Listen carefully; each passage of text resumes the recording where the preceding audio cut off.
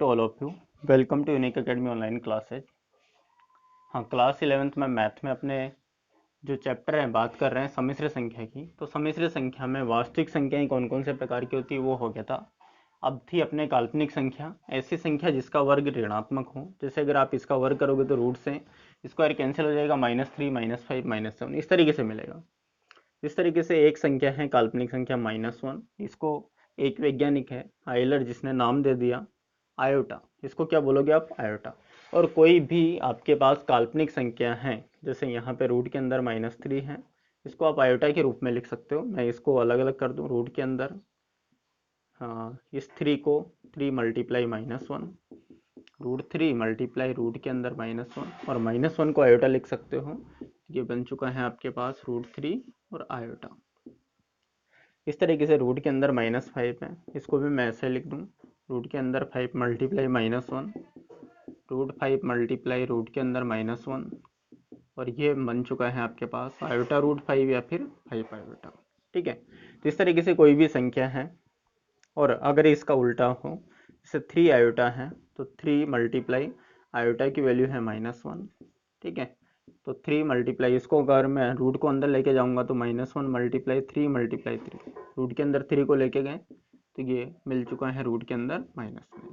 तो आपके पास काल्पनिक संख्या किस तरीके से होगी, या तो रूट के अंदर माइनस दिखेगा या फिर आपको आयोटा दिखेगा, क्योंकि आयोटा यहाँ पे माइनस नहीं दिख रहा है रूट के अंदर, क्योंकि आयोटा के अंदर ही रूट के अंदर -1 है। अगर आपके पास 5 आयोटा है तो 5 को मल्टीप्लाई करें आप -1, और जब 5 को अंदर लेके जाओगे तो 5 मल्टीप्लाई 5 मतलब ये माइनस के 25 होगा।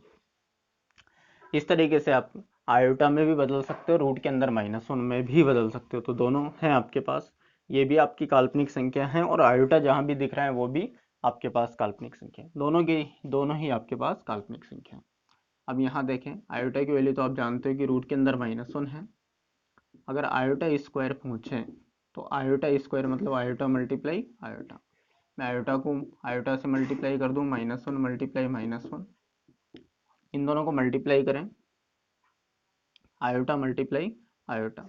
यहाँ पे रूट के अंदर इन दोनों को अलग अलग करोगे तो -1 मल्टीप्लाई -1 और रूट के अंदर मिला आपको 1, इसका आंसर 1।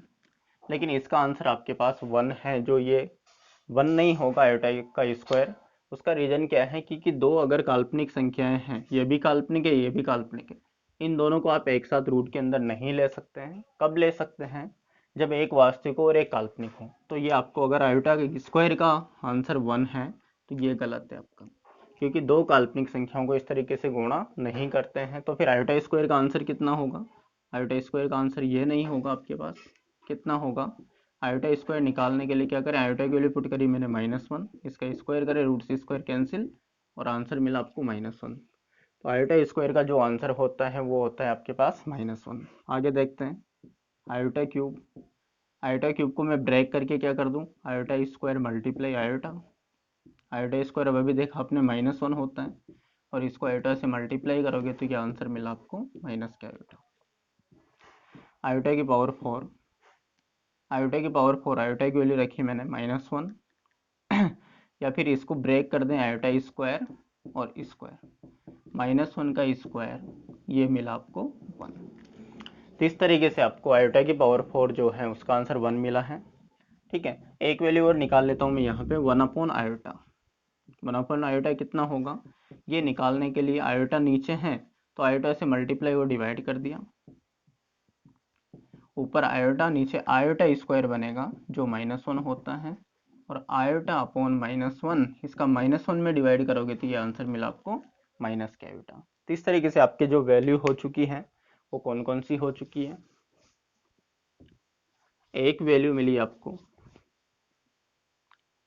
हाँ जो वैल्यू मिली है, एक तो मिली है आयोटा स्क्वायर -1 होता है, और आयोटा क्यूब हो या फिर 1/आयोटा हो, दोनों ही आंसर होते हैं आपके माइनस आयोटा, और आयोटा की पावर 4 होती है आपके पास 1।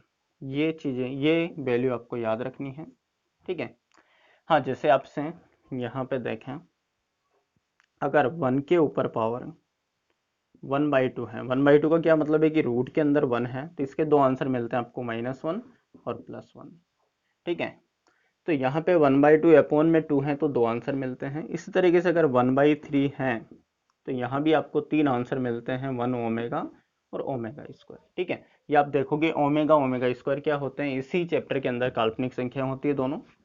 ठीक है, अगर 1 की पावर 1/4 हो तो उसके आपके पास 1/4 मतलब 4 आंसर होने चाहिए, तो एक तो 1 होता है, दूसरा -1 होता है, एक आयोटा होता है और दूसरा माइनस के आयोटा होता है। ठीक है, आप देख सकते हो इसकी पावर, इसको 4 बार मल्टीप्लाई करो इन चारों संख्याओं को, आयोटा की पावर 4 भी 1 होता है।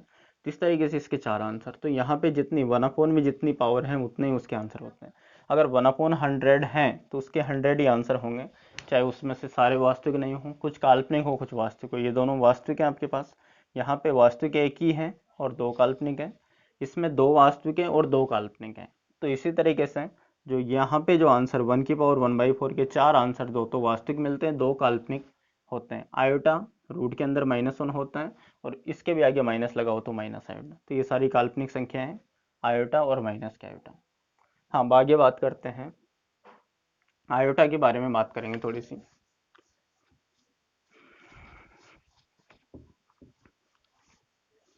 आयोटा की घातें आपने देख ली है 2, 3, 4 तक। अगर आगे भी आपके पास घातें हैं, नेक्स्ट बात कर रहे हैं आयोटा की उच्च घातों की गणना। आयोटा की अगर ज़्यादा घातें हैं तो उनकी बात करें कैसे। आयोटा की पावर 4 तो आप जानते हो 1 होता है, आयोटा स्क्वायर भी आपने देख लिया कि -1 होता है, आयोटा क्यूब माइनस में आयोटा होता है, ये सारे आप देख चुके हो। अब अगर आयोटा की पावर 5 है तो आप यहाँ क्या करोगे, इसको ब्रेक कर दें, आयोटा की पावर 4 मल्टीप्लाई आयोटा, ये आपका 1, और 1 को आयोटा से मल्टीप्लाई करोगे तो आयोटा मिला। आयोटा की पावर 6, इसी तरीके से आयोटा की पावर 4 मल्टीप्लाई आयोटा की पावर 2, ये 1 और ये -1, तो 1 मल्टीप्लाई -1, आपको आंसर मिला -1। आयोटा की पावर 7, इस तरीके से मैं ब्रेक कर दूं, आयोटा की पावर 3, ये आपका 1 होता है, ये माइनस आयोटा होता है, 1 मल्टीप्लाई माइनस आयोटा, आंसर मिला माइनस के आयोटा।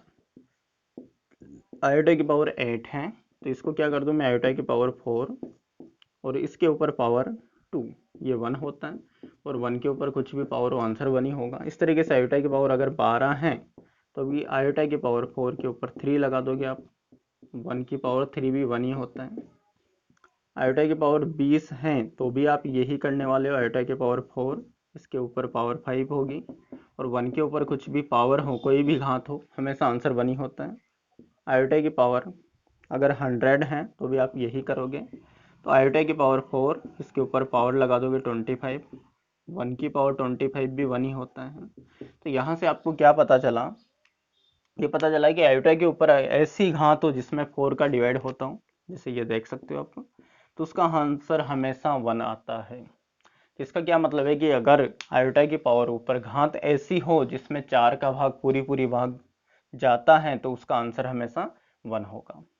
ठीक है, अब ये तो हुई जिसमें 4 का भाग जाता है, अगर 4 का भाग नहीं जाता है तो उस केस में क्या करेंगे, जैसे आयोटा की पावर है आपके पास 402, तो इसमें क्या करना है आपको, 402 में इसमें 4 का जितने भी घात है उसमें 4 का भाग दो, और 4 का भाग देने के बाद जो शेषफल बचता है वही घात लगा दो उसमें।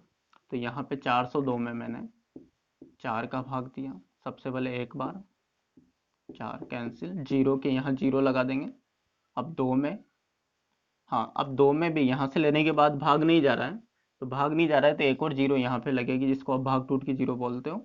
अब और अब पॉइंट लगेगा, अब कितनी बार, 4 का इसमें 5 बार। हाँ वैसे यहाँ पे आपको इतना डिवाइड नहीं करना है, सिर्फ इतना ही करना है कि इसमें शेषफल कितना बच रहा है। ठीक है, तो यहाँ शेषफल 2 बच रहा है तो आयोटा के ऊपर उतनी ही घात लगा दूंगा मैं 2, और आयोटा स्क्वायर -1 होता है। तो इस तरीके से जो भी आपके पास घात है उसमें 4 का डिवाइड करो, आयोटा की पावर जैसे आपके पास है 330 है, ये देख लें आप, तो इसमें क्या करें आप 30 में भाग दें 4 का, यहाँ पे आप भाग दोगे तो 7 बार 28, 2 शेषफल बचा तो इसके ऊपर घात वही लगा दें आप 2, और ये भी आंसर मिला आपको -1। इस तरीके से जो भी आपको घात दिख रही है आयोटा के ऊपर उसमें 4 का भाग दें, और जो भी आपके पास सेंसफल बच रहा है उसी सेंसफल में आप आयोटा के ऊपर रखें उसी सेंसफल को, और वही आंसर होगा। कुल मिला के आपको आयोटा की घात या तो 1 रखनी है या फिर आयोटा ही होना चाहिए, 1 उससे ज़्यादा कोई घात नहीं होनी चाहिए। जैसे आयोटा की पावर है आपके पास 15/624, इसमें मैं भाग देता हूँ 15/624 में भाग दें आप 4 का, 3 बार 12, 3 बच चुके हैं 36, 9 बार 36। अब यहाँ से 2 उतारें, भाग नहीं जा रहा है, इधर से 0 लगा दें, 24 में 6 बार। तो सेंसफल यहाँ कितना बचा, मतलब इसमें कोई सेंसफल नहीं है, ये 24 डिवाइड हो चुका है पूरे बार। यहाँ पे कोई सेंसफल नहीं है तो सेंसफल आपका 0 बचा, तो आयोटा की घात 0 भी 1 होगा। और अगर आप वैसे देखिए कि इसमें 4 का पूरी बार भाग जा रहा है तो भी इसका आंसर 1 होगा, क्योंकि 4 का पूरी बार भाग जाता है तो भी आंसर 1 ही होता है। आयोटा की घात है आपके पास, हाँ, 525। आप वही करें, 525 में डिवाइड करें 4 का, 1 बार 1 12, यहाँ पे 3 बार भाग जा चुका है। अब सेंसफल यहाँ से 5 उतारा आपने, 1 बार सेंसफल बचा 1, तो आयोटा की घात 1 जो आयोटा होता है। ठीक है, और देख लेते हैं एक और एग्जांपल। आयोटा की घात है आपके पास 43, तो आयोटा की घात 43, तो इसमें भाग दोगे आप तो 3 सेंसफल बचेगा। आयोटा की घात 3 होता है माइनस के आयोटा। इस तरीके से आप आयोटा की जितनी भी घातें हैं उच्च घातों की गणना कर सकते हो। माइनस में है तो 1 कर देंगे, अगर ऐसा हो आपके पास 1 आयोटा की घात 19, तो इसको क्या कर देंगे आप, ये मतलब ये क्वेश्चन किस तरीके से मिलेगा, आयोटा की घात माइनस के 1/19, तो इसको इस तरीके से कर लेंगे, फिर नीचे वाली जो वैल्यू है उसको निकाल लेंगे। जैसे यहाँ पे आप 4 का डिवाइड करते हो तो 1 ये मिलेगा आपके पास। आयोटा की घात 4 का डिवाइड करोगे तो 3 सेंसफल बचेगा 16, तो आयोटा की घात 3 ये माइनस में आयोटा होता है, और 1/आयोटा वापस माइनस में आयोटा बनेगा, एक माइनस ये है, तो आंसर मिलेगा आपको फाइनल प्लस में आयोटा। ठीक है, तो इस तरीके से आपको आयोटा की जितनी भी उच्च घातें हैं उनकी आप गणना कर सकते हो।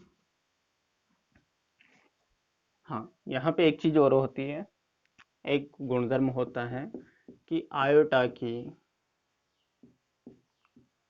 4 क्रमागत घातों का योग सदैव शून्य होता है, सदैव शून्य होता है। आयोटा की 4 क्रमागत घातों का योग सदैव शून्य होता है। जैसे आप देखें एग्जांपल, कहीं से भी आप स्टार्ट कर दो। आयोटा की घात मैंने यहाँ ली है 102, आयोटा की घात 103, आयोटा की घात 104, कहीं से भी आप स्टार्ट कर दो, लेकिन क्रमागत होनी चाहिए 2 3 4, और यहाँ पे 2 3, यहाँ 4, और यहाँ पे 5। ठीक है, अब इनको सोल्व करें।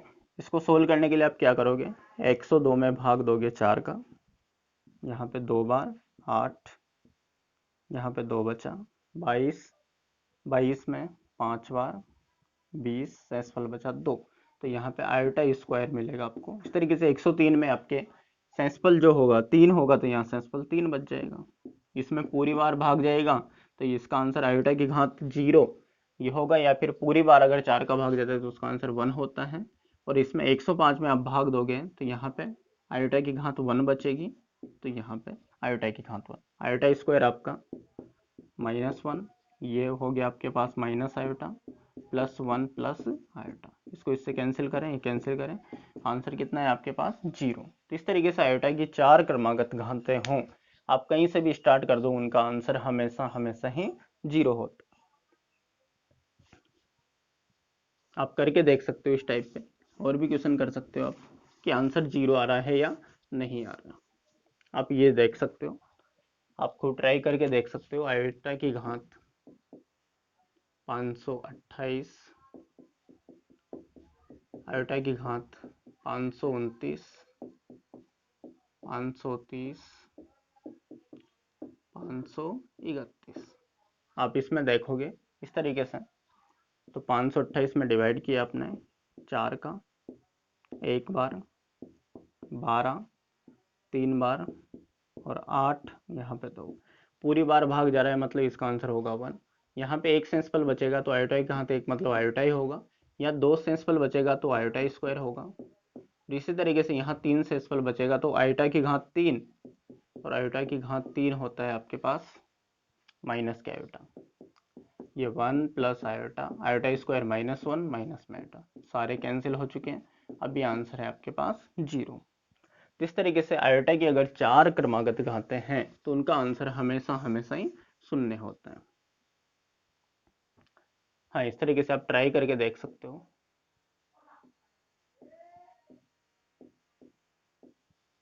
आयोटा की घात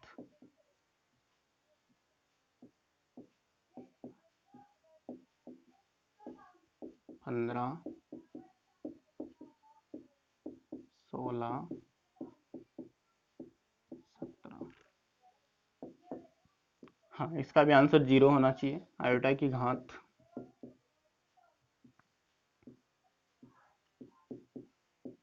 611, 612, 613। ठीक है, ये आप देख सकते हो। अब आपके वास्तविक संख्या, काल्पनिक संख्या सारी हो चुकी है। अब बात करते हैं आपके सम्मिश्र संख्या, जो मेन आपका चैप्टर है उसके लिए बात करेंगे। ठीक है, आपने सबसे पहले देखी कि कौन सी संख्या होती है, प्राकृत संख्या। प्राकृत संख्या कौन सी होती है, जो गिनने के काम में आती है, 1 2 3 ऐसे चलते चलते अनंत तक। ये आपकी प्राकृत संख्या थी। मैंने इसमें 0 और शामिल कर दिया तो ये बन चुकी है आपकी पूर्ण संख्या। ये पूर्ण संख्या बन चुकी है। अब इसमें -1 -2 इस तरीके से मैंने -3 शामिल कर दी तो ये बन चुकी है आपके पूर्णांक।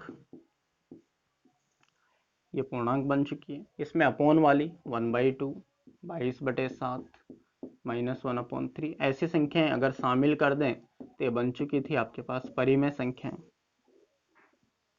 और जो संख्या परिमेय होती है वो अपरिमेय नहीं होती है, अपरिमेय होती है वो परिमेय नहीं होती है। अपरिमेय कौन सी थी आपके पास, जैसे आपका पाई था, √2, √3, और ये दोनों संख्याएं मिलके बनती है आपके वास्तविक संख्याएं, जिसमें परिमेय भी आती है और अपरिमेय भी आती है। तो ये परिमेय और अपरिमेय सारी मिला दिए मैंने, और दोनों एक साथ बन चुकी है वास्तविक संख्या, जिसमें परिमेय भी हैं अपरिमेय। ये परिमेय के टाइप हैं। परिमेय में पूर्णांक भी आते हैं, पूर्ण और सारी आती है। और इसी तरीके से अब जो वास्तविक संख्या है, और दूसरी कौन सी है आपके पास, काल्पनिक संख्या। दूसरी आपके पास काल्पनिक संख्या कौन सी है, रूट के अंदर -1, रूट के अंदर -3, ये सारी काल्पनिक संख्याएं हैं। Iota, 3 iota, 4 iota. ठीक है, और ये सारी मिलके वास्तविक और काल्पनिक मिलके बनती है आपके सम्मिश्र संख्या, जिसमें वास्तविक भी आ चुकी हैं और काल्पनिक भी आ चुकी हैं। ये सम्मिश्र संख्या बन चुकी है। ये मतलब ऐसी सम्मिश्र संख्या के अंदर आपकी सारे तरह की जितने भी टाइप की संख्याएं हो सकती है सारी इसमें आ चुकी है। तो सम्मिश्र में वास्तविक और काल्पनिक सारी आ चुकी हैं। ठीक है, यहाँ से देखें कि सारी प्राकृत संख्याएं पूर्ण होती है, सारी प्राकृत संख्याएं पूर्णांक भी होती है, सारी प्राकृत संख्याएं परिमेय, वास्तविक, सम्मिश्र सब होती है। लेकिन आपसे बोलेगी कि सारी क्या पूर्ण संख्याएं प्राकृत होती है, नहीं होती है। 0 पूर्ण है लेकिन प्राकृत नहीं होती है। ठीक है, अब आपके मेन जो चैप्टर हैं सम्मिश्र संख्या कौन से टाइप की होती है।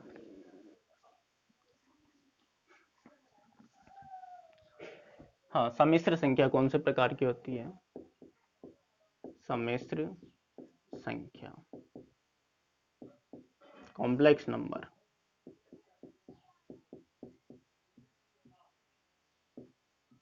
कॉम्प्लेक्स नंबर होती है आपकी वास्तविक संख्या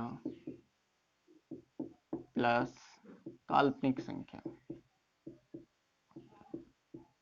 दोनों से मिलकर बनी होती है। जैसे यहाँ पे एग्जाम्पल में मैंने लिखा 3 + 4 आयोटा, तो यहाँ पे 3 तो कौन सी संख्या आपकी वास्तविक है, और यहाँ पे 4 आयोटा है आपकी काल्पनिक। आप देख सकते हो कि आयोटा वाली सारी संख्याएं आपकी कौन सी होती है, काल्पनिक संख्या होती है, क्योंकि आयोटा की आप वैल्यू पुट करोगे -1 तो ये माइनस में रूट के अंदर -16 बनेगा जो आपकी काल्पनिक है। तो सम्मिश्र संख्या जो है आपके पास, इसको जेड से लिखा जाता है। जेड कौन सी, a प्लस आयोटा बी के फॉर्म में होगी या फिर x प्लस आयोटा वाई के रूप में होगी, जहाँ पे a जो है इसको बोलते हैं आप वास्तविक भाग रियल पार्ट ऑफ जेड, सम्मिश्र संख्या का वास्तविक भाग।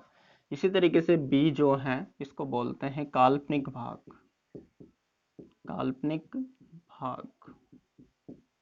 Imaginary part of Z. ठीक है, अब यहाँ पे जो है ये b है, ये काल्पनिक संख्या नहीं है, b जो है ये काल्पनिक भाग है।